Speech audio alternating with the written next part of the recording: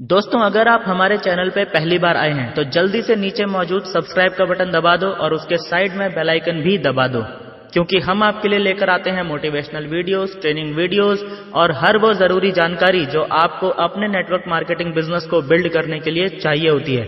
और दोस्तों, जल्दी से इस वीडियो के नीचे मौजूद लाइक का बटन भी दबा दो ताकि ये वीडियो आप जैसे और भी बहुत सारे महत्वाकांक्षी और पॉजिटिव सोच वाले लीडर्स तक पहुंच सके। तो चलिए वीडियो शुरू करते हैं। दोस्तों, इस वीडियो में हम महंगाई के बारे में बात करने वाले हैं और महंगाई पिछले कुछ दशकों में किस रफ्तार से बढ़ी है और आने वाले समय में कहां पहुंचने वाली है, उसके बारे में मैं आपको डिटेल में इस वीडियो में जानकारी दूंगा। लेकिन सबसे पहले यह समझना जरूरी है कि एक्चुअल में महंगाई होती क्या है। लोगों के बीच में एक बहुत बड़ा भ्रम है, उस भ्रम को तोड़ के मैं इस वीडियो ट्रेनिंग को शुरू कर रहा हूं। और वो भ्रम यह है कि वस्तुओं के दाम बढ़ जाना महंगाई है। यानी ज्यादातर लोगों का यह मानना है कि महंगाई तब बढ़ती है जब वस्तुओं के दाम बढ़ते हैं। क्या आपको भी ऐसा ही लगता है? वीडियो को पॉज करके जल्दी से कमेंट बॉक्स में टाइप कीजिए हां के लिए 1 yes और नहीं के लिए 1 no। और जिन्हें कमेंट नहीं करने की बीमारी है वो लोग कृपया सबसे पहले खुद को लर्निंग मोड में लेकर आ जाएं और बातें मानना सीखें, ताकि आप खुले दिमाग से इस वीडियो को देख भी सकें और अच्छे से समझ भी सकें, क्योंकि ये टॉपिक नेटवर्क मार्केटिंग इंडस्ट्री का सबसे इंपॉर्टेंट टॉपिक है। और मैं इस टॉपिक को शॉर्ट में कवर नहीं करने वाला हूं, बल्कि फुल डिटेल में कवर करने वाला हूं। इसीलिए जहां भी कमेंट करने को कहा जाए वहां पे कमेंट जरूर करना, ताकि आपका दिमाग अलर्ट रहे। वापस मेन टॉपिक पे आते हैं। कुछ लोगों ने कमेंट किया होगा यस, कुछ लोगों ने कमेंट किया होगा नो। मैं आपको बता दूं, वस्तुओं के दाम बढ़ना महंगाई का मुद्दा नहीं बल्कि डेवलपमेंट का मुद्दा है। जिस देश में डेवलपमेंट जितनी तेजी से हो रहा होता है उस देश में महंगाई भी उसी अनुपात में बढ़ जाती है। इसमें ज्यादा डिटेल में हम जाएंगे नहीं, क्योंकि मुद्दे से भटक जाएंगे। मुद्दा है महंगाई। महंगाई का मतलब है दोस्तों, आदमी की परचेजिंग पावर घट जाना, बाइंग कैपेसिटी डिक्रीज हो जाना। हिंदी में इसका मतलब है व्यक्ति की खरीदने की क्षमता कम हो जाना महंगाई का बढ़ जाना कहलाता है। यानी कि वस्तुओं के दाम अगर बढ़ गए हैं लेकिन आपकी खरीदने की क्षमता अभी भी पहले जैसी ही है, वो बिल्कुल भी कम नहीं हुई है, तो आपके लिए महंगाई बिल्कुल भी नहीं बढ़ी है। आप पे महंगाई के बढ़ने का कोई असर नहीं पड़ेगा। लेकिन अगर वस्तुओं के दाम बिल्कुल भी नहीं बढ़े हैं, तब भी किसी कारण से यदि आपकी खरीदने की क्षमता कम हो जाए तो आपके लिए वस्तुओं के दाम बढ़े बिना भी महंगाई बढ़ जाएगी। बात समझ में आ रही है? फॉर एग्जाम्पल, मान लीजिए एक व्यक्ति है राम, जो महीने के 50,000 रुपए कमाता है, जिसमें से 10,000 रुपए वो महीने भर का राशन लाने में खर्च कर देता है। ओके, यानी अपनी इनकम का 20% हिस्सा वो राशन लाने में खर्च कर देता है। अब मान लीजिए 5 साल बाद वस्तुओं के दाम बढ़ गए, जितना राशन पहले 10,000 रुपए में आता था उतना राशन अब 20,000 रुपए में आ रहा है, तो क्या महंगाई बढ़ी या नहीं? यह डिपेंड करता है इस बात पर कि राम की इन 5 सालों में इनकम बढ़ी या नहीं, और यदि बढ़ी तो कितनी। 5 साल पहले राम अपनी इनकम का 20% राशन लाने में खर्च कर रहा था। 10,000 divided by 50,000 into 100 is equal to 20। आज की डेट में यदि राम 20% से ज्यादा हिस्सा अपनी इनकम का राशन लाने में खर्च कर रहा है तो उसके लिए महंगाई बढ़ी है। और यदि अपनी इनकम का 20% से कम हिस्सा राशन लाने में खर्च कर रहा है तो उसके लिए महंगाई घटी है। वस्तुओं के दाम दोगुने हो गए हैं। 10,000 का राशन अब 20,000 में आ रहा है, तो राम की इनकम भी अगर दोगुनी या उससे ज्यादा हो गई है तो इसका मतलब है कि उसने महंगाई को हरा दिया है। महंगाई उसके सामने बेअसर हो गई है, उसकी खरीदने की क्षमता बिल्कुल भी कम नहीं हुई है। और यदि राम की इनकम बिल्कुल भी नहीं बढ़ी है तो क्या होगा? अब उसे अपनी इनकम का 40% राशन में खर्च करना पड़ेगा या फिर कम वस्तुएं खरीदनी पड़ेंगी। इसका मतलब है कि महंगाई जीत गई और राम की खरीदने की क्षमता कम हो गई। बेसिकली समझने की बात यह है कि महंगाई का वस्तुओं के दाम बढ़ने से कोई लेना देना नहीं है, बल्कि महंगाई का संबंध आपकी खरीदने की क्षमता से है, यानी डायरेक्ट लिंक आपकी इनकम से है। यानी अगर महंगाई को बेअसर करना है तो आपको वस्तुओं के बढ़ते हुए दामों को लेकर सरकार के खिलाफ मोर्चा निकालने की या आंदोलन करने की जरूरत नहीं है। समझ में आ रहा है? अपनी इनकम को बढ़ाने की जरूरत है, और इतनी तेजी से बढ़ाने की जरूरत है कि उसकी रफ्तार महंगाई की रफ्तार से ज्यादा हो। और इसीलिए आपको सबसे पहले यह समझना होगा कि महंगाई किस रफ्तार से बढ़ रही है। अब मैं आपको यही समझाने भी वाला हूं, बड़े ही ध्यान से सुनना और बहुत अच्छे से समझना। उसके बाद इसी वीडियो में मैं आपको यह भी बताऊंगा कि कैसे आप महंगाई से ज्यादा रफ्तार से अपनी इनकम को नेटवर्क मार्केटिंग बिजनेस करके बढ़ा सकते हैं। कोई भी दौर हो, समाज में 3 तरह के लोग हमेशा होते ही हैं: आम आदमी, खास आदमी और वीआईपी आदमी। आम आदमी वो होता है जो जिंदगी भर अपनी बेसिक जरूरतों को पूरा करने में ही उलझा रहता है और उन्हें पूरा करते करते ही मर जाता है, यानी गरीब आदमी। खास आदमी वो होता है जो जिंदगी को थोड़ा बेहतर बना लेता है। ये आदमी अपनी जरूरतें पूरी करते करते जीवन में थोड़ी बहुत संपत्ति भी बना लेता है, यानी मध्यम वर्गीय आदमी। और वीआईपी आदमी वो होता है जो जीवन में इतना सारा कमा लेता है कि अपनी पीढ़ियों का भी इंतजाम कर देता है। यानी ये वो आदमी होता है जो वास्तव में अपनी चाहतों की जिंदगी जीता है, उस दौर में मौजूद लगभग सभी बेहतर से बेहतर चीजों का उपभोग करता है और एक बहुत ही शानदार जिंदगी जीता है। बात करते हैं सन 1945 की, यानी हमारे देश की आजादी के आसपास के समय की। एक आम आदमी की औसत मासिक आय यानी मंथली इनकम हुआ करती थी लगभग 10 रुपए प्रति माह। भयंकर गरीबी थी, लेकिन पेट भरने और तन ढकने लायक गुजारा इतने पैसे से हो सकता था। उस समय का मध्यम वर्गीय यानी खास आदमी उसे माना जाता था जो लगभग 50-55 रुपए महीने के कमा लेता था। लेकिन उस समय भी समाज में कुछ लोग ऐसे भी थे जो महीने का 100 रुपए से भी ज्यादा कमा लेते थे। वो थे उस समय के वीआईपी लोग। वो वीआईपी ऐसे वीआईपी नहीं थे कि बड़ी बड़ी कारें ले सकें, लेकिन क्योंकि आम आदमी के मुकाबले बहुत ज्यादा पैसा कमा रहे थे, इसीलिए ज्यादा से ज्यादा स्थायी संपत्ति का निर्माण करने में सक्षम थे। इस बात का अंदाजा आप इसी बात से लगा सकते हो कि 1945 में 1 तोला यानी 10 ग्राम सोने का मूल्य 33 रुपया था। आश्चर्य हो रहा है ना? ये जानकारी आपको गूगल पे भी मिल जाएगी। दोस्तों, महंगाई की रफ्तार की यदि हम बात करें तो महंगाई हर 20 साल में 10 गुना ज्यादा बढ़ जाती है। यानी 1945 के 20 साल बाद की यदि बात करें, यानी 1965 की, तो एक आम आदमी को अपने घर का खर्च चलाने के लिए लगभग 100 रुपए प्रति माह की कम से कम आवश्यकता पड़ने लग गई थी। यानी जितना पैसा 20 साल पहले अगर कोई व्यक्ति कमाता था तो उसे वीआईपी समझा जाता था, उतना पैसा तो अब एक आम इंसान को अपनी मूलभूत आवश्यकताओं को पूरा करने के लिए ही चाहिए था।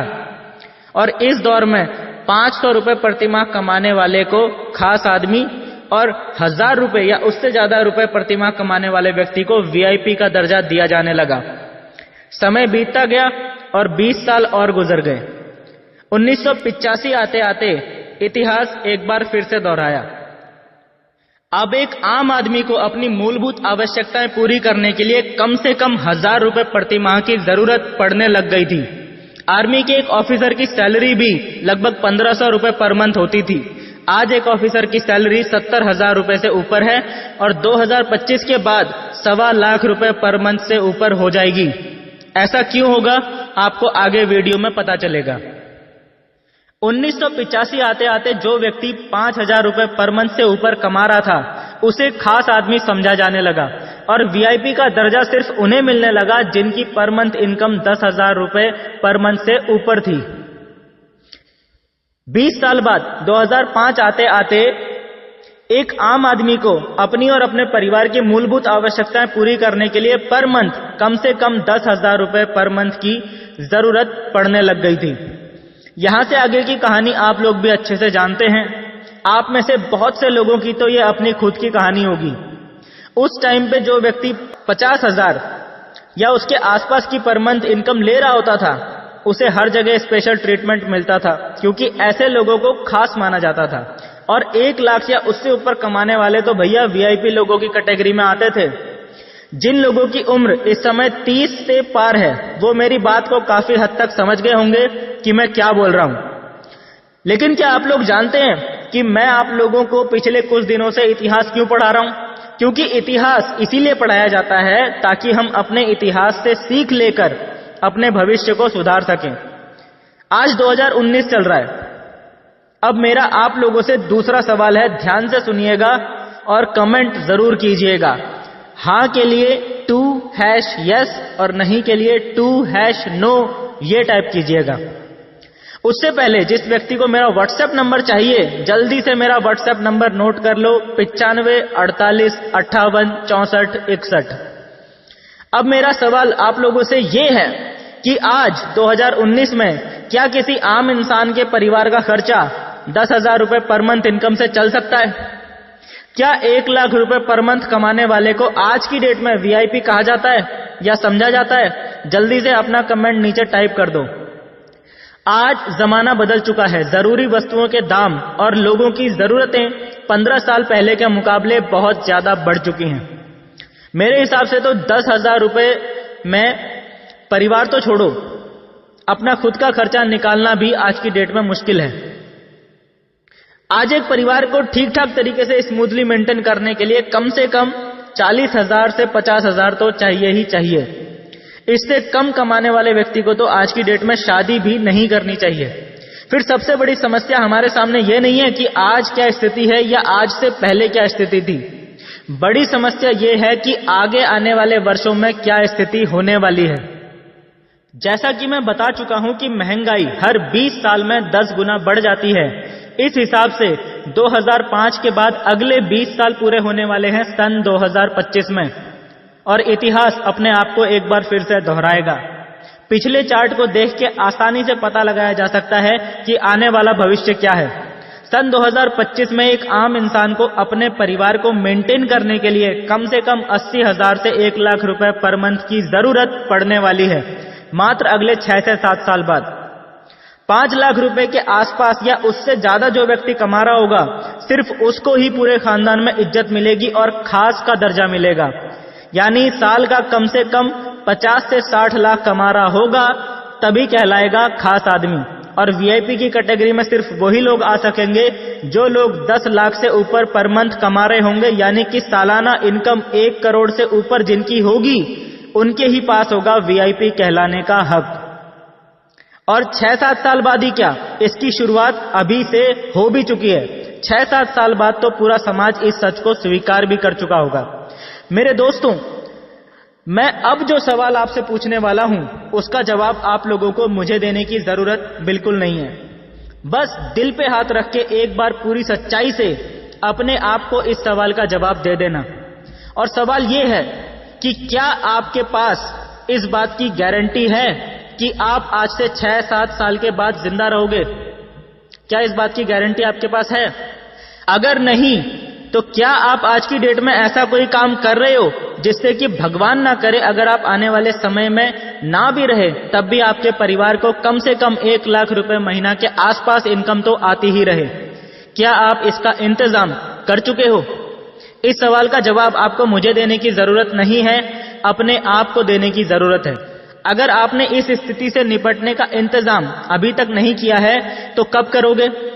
और इससे भी बड़ा सवाल यह है कि कैसे करोगे?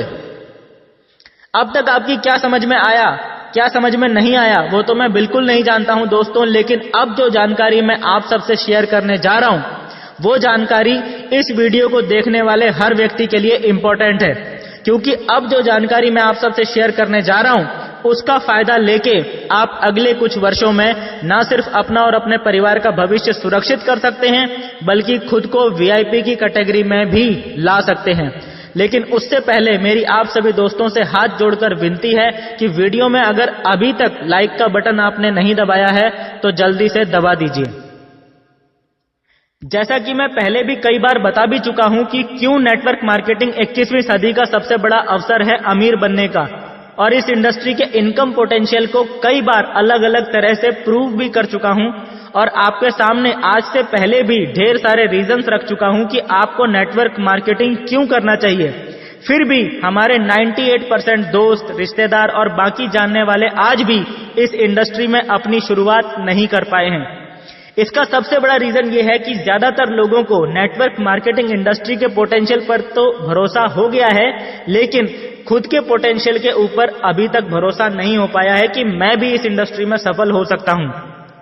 बात सही भी है दोस्तों, जिस प्रकार मेडिकल के एंट्रेंस एग्जाम की तैयारी करने वाला हर बच्चा मेडिकल के एग्जाम को क्लियर करके डॉक्टर नहीं बन सकता, उसी प्रकार से नेटवर्क मार्केटिंग बिजनेस को ज्वाइन करने वाला हर व्यक्ति भी डायमंड नहीं बन सकता।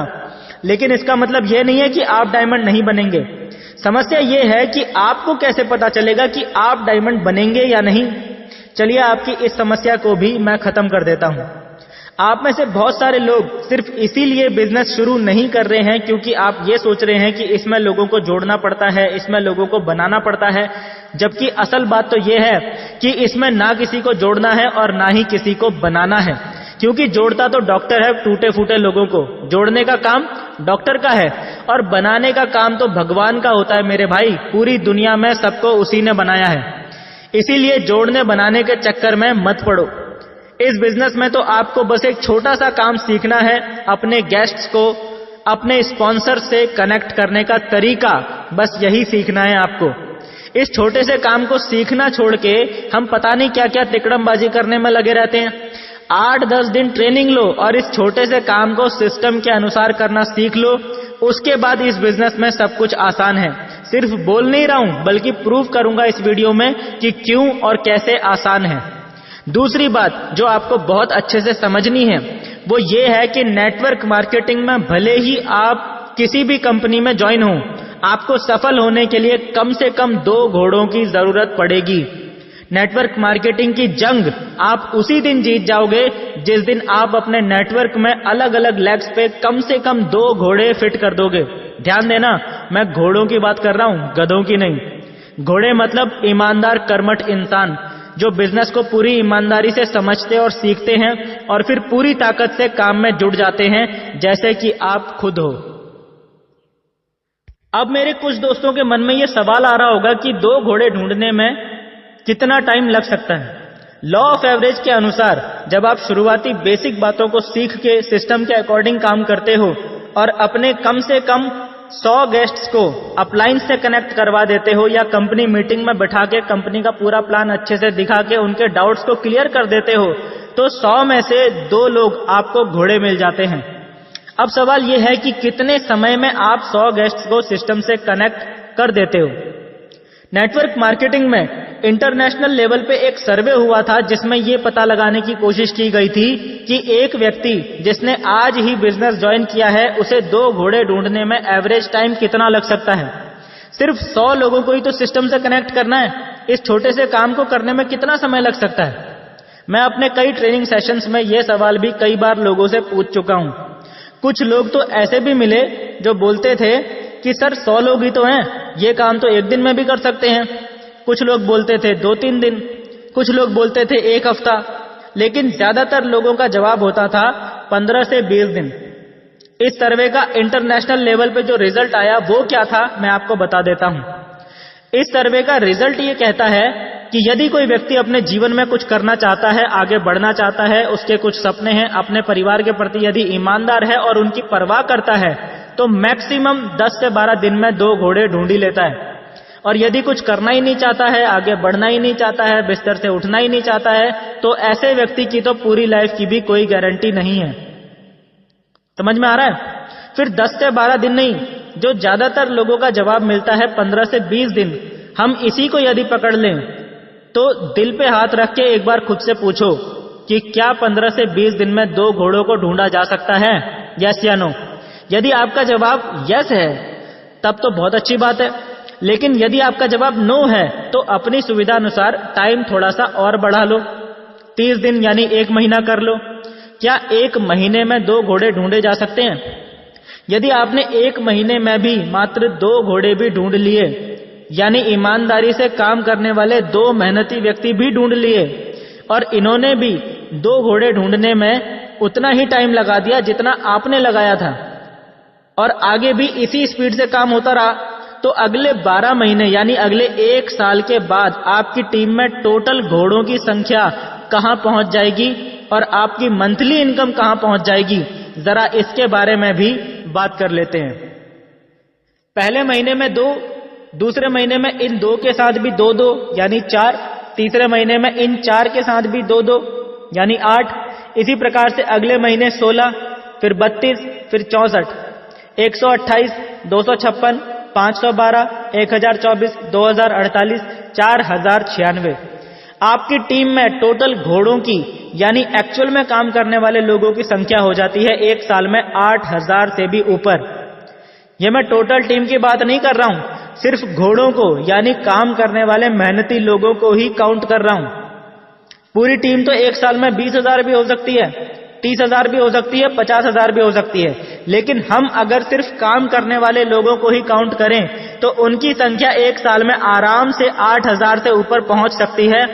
और उनके यदि हम सिर्फ पर्सनल बिजनेस वॉल्यूम को भी काउंट करें तो भी सिर्फ उसके आधार पर भी आपकी पहले साल की इनकम लगभग 40 से 50 लाख के बीच आराम से पहुंच जाएगी। This is the power of network marketing. मैं जानता हूं कि अभी अभी मैंने जो एक्सप्लेन किया है वो कानों को सुनने में तो बहुत ही अच्छा लग रहा होगा, पर आप में से ज्यादातर लोगों को इन फिगर्स पर भरोसा नहीं हो रहा होगा।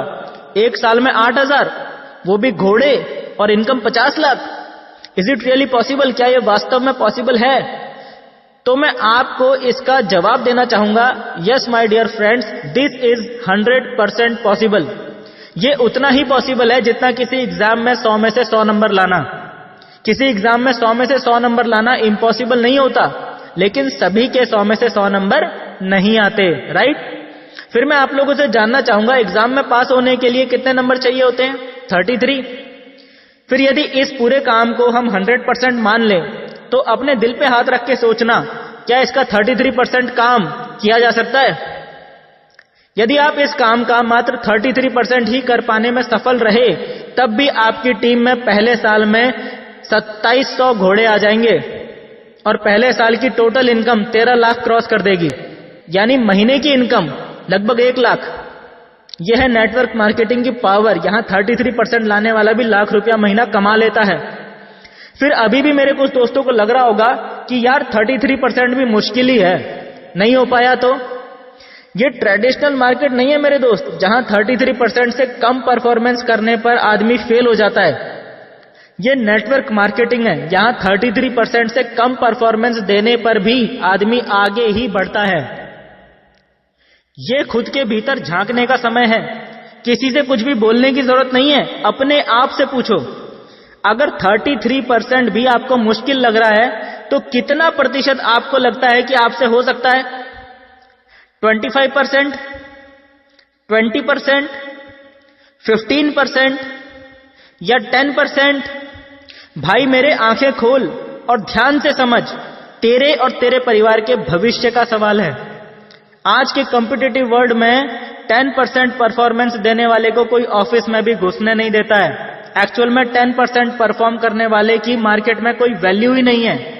लेकिन नेटवर्क मार्केटिंग ही एक ऐसी इंडस्ट्री है जहां तू पहले साल में 10% भी कर गया तो भी तगड़ा पैसा पहले साल में कमा लेगा। 100% परफॉर्मेंस देने पर अगर 8000 से ज्यादा मेहनती, ईमानदार और पूरी ताकत से काम करने वाले लोग तेरी टीम में आ सकते हैं, तो 10% परफॉर्मेंस देने पर भी कम से कम 800 घोड़े तो तुझे मिल ही जाएंगे। और इतना भी अगर पहले साल में तू कर गया तब भी कम से कम 4 लाख तो पहले साल में कमाई लेगा। अब इस वीडियो को देखने वाले सभी लोग खुद का मूल्यांकन कर सकते हैं। आज की डेट में आप सब कहीं ना कहीं कुछ ना कुछ तो कर ही रहे हैं और अपना 100% दे रहे हैं। क्या सभी लोग 4 लाख रुपए सालाना कमा पा रहे हैं? फिर कुछ लोगों में इतने ज्यादा अतरंगी कीड़े होते हैं कि वो लोग इतना सारा समझाने के बाद भी बोल देते हैं, सर अगर ये 10% काम भी नहीं हो पाया तो, सर अगर ये 10% काम भी नहीं हुआ तो। फिर दोस्तों ये तो, लेकिन, किंतु, परंतु, ये कुछ ऐसे शब्द होते हैं जिसके आगे लग जाते हैं ना, उसका मतलब ही बदल के रख देते हैं। अगर शादी करने से पहले कोई बंदा बोले कि यार शादी तो मैं कर लूंगा लेकिन शादी के बाद मेरी बीवी भाग गई, तो क्या ऐसे आदमी की जिंदगी में कभी शादी हो पाएगी? शायद नहीं। फिर अब जो सवाल मैं आप लोगों से पूछने वाला हूं उसका जवाब मुझे नीचे कमेंट बॉक्स में जरूर चाहिए। हां के लिए टाइप कीजिएगा 3#yes और नहीं के लिए टाइप कीजिएगा 3#no।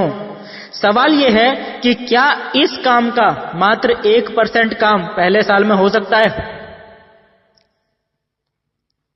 क्या कहा मैंने? 10% नहीं, 8% नहीं, 9% नहीं, 5% नहीं, 4% नहीं, 3% नहीं, 2% नहीं।